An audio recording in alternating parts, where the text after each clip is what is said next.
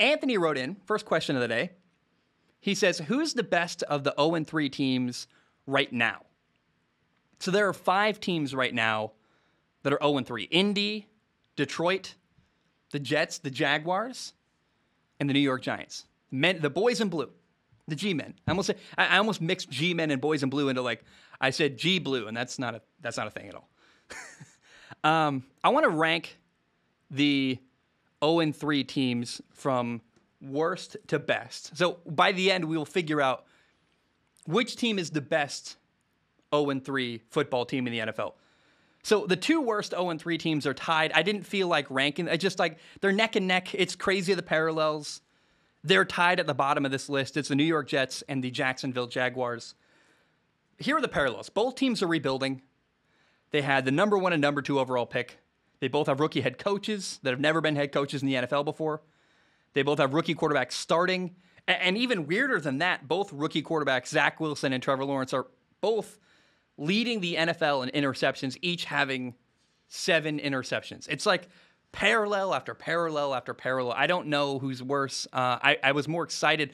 I thought Jacksonville was going to be a team that struggled a lot but had some young talent. And then I thought the team in New York, Zach Wilson, crazy talented young quarterback. And I'm like, man, you got Mike LaFleur, Robert Saleh. That's a great defensive-minded head coach, a great offensive coordinator who's got a very smart older brother, Matt LaFleur. Mike LaFleur is going to be great. Worked with Kyle Shanahan for years.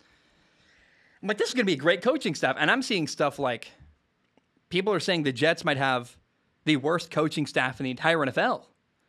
It's a massive disappointment, and it's a race to the bottom. I really have no idea when either team is going to win a game. At some point, the Jets are going to steal a win.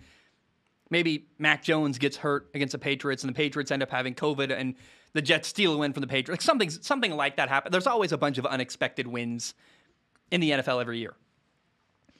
Now, honestly, I kind of hope that both the Jets and the Jaguars just remain awful all year because I want them to get another top 5 pick because the Jets certainly need more players. The Jaguars certainly could use another top 5 pick.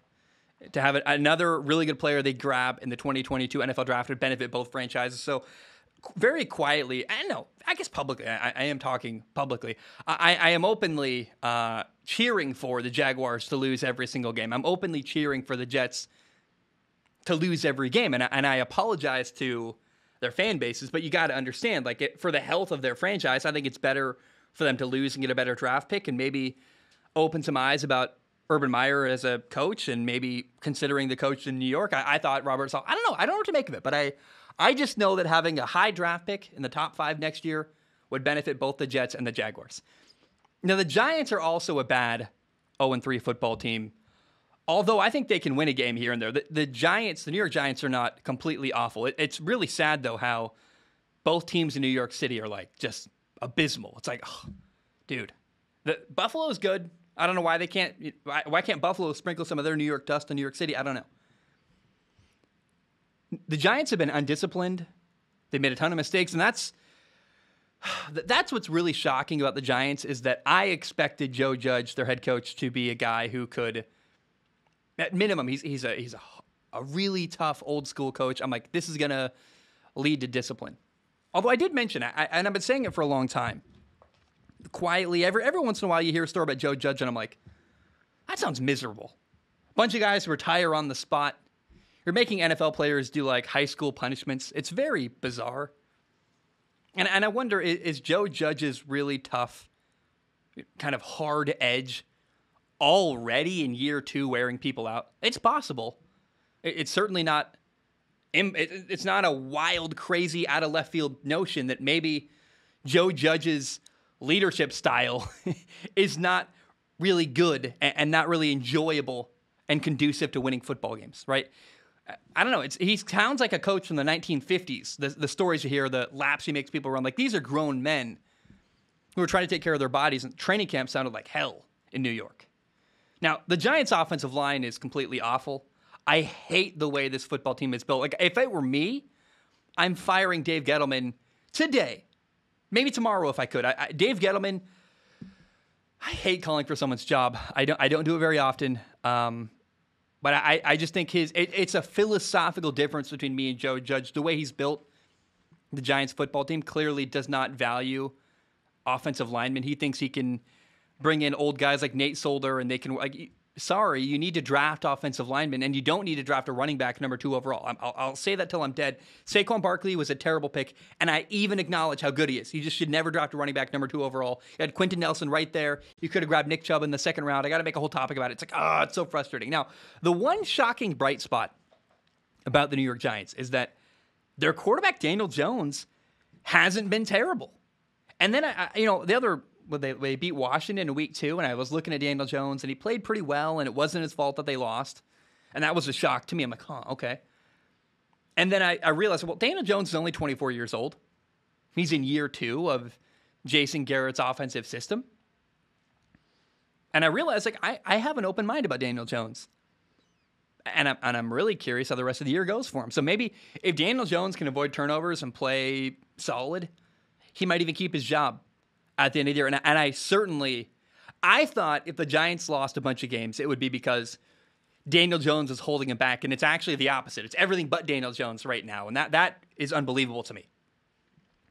Now, the second best 0-3 team in the NFL is the Detroit Lions. They have been really competitive, actually. They almost beat the 49ers week 1. They almost came back and, made a massive comeback against the 49ers late. Remember, the Lions led Green Bay at halftime in week 2. They were up 17-14. Jared Goff was playing out of his mind in the first half. And then in week 3, the Lions should have won. I mean, they had a brutal loss where Baltimore pulled off a 4th and 19 and then kicked the longest field goal in NFL history to beat the Lions. I mean, that's just, what can you do there? The Lions are not awful. The Lions are competitive. The Lions are in games. The Lions... Their new head coach, Dan Campbell, is awesome. I really like Dan Campbell. I actually think that Dan Campbell is the right guy to turn this football team around. I think they need to figure out the quarterback position. I don't know that Jared Goff is the answer. But this team, they're fighting hard. They're competing. They're in ball games. And that's new for the Lions, right? They usually get decimated. And running back DeAndre Swift has been really good. I mean, he's part of the reason why that Baltimore game was even close. He's been electric. The offensive line has been impressing me. Penei Sewell, the left tackle, is already fantastic. The quarterback, Jared Goff, has been the main problem. And Jared Goff, he's so infuriating to watch because you see Jared Goff, even for Detroit, like, go watch the first half of that Green Bay Packers game week 2. He's playing great football. A very clean game. He played a pretty decent, clean game against Baltimore. But the problem is he's inconsistent. Like, you see the good side of Jared Goff regularly, and you're like, oh man, there's something here.